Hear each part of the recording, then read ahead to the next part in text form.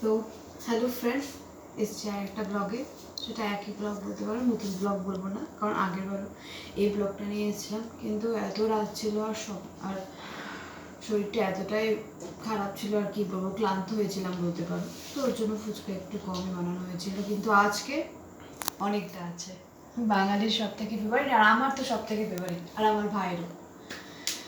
তো আজকে নিয়ে এসেছি ফুচকা ছোট্ট ব্লগ।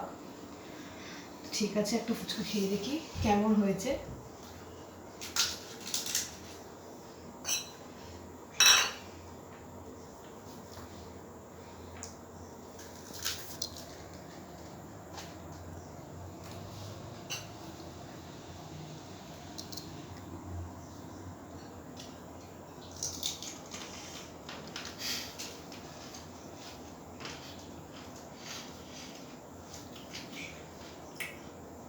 কিচ্ছু বলার নেই, দারুণ। আর ফুচকার সাথে যদি একটুখানি টক জল হয়ে যায়, আর কি চাই, তাই না?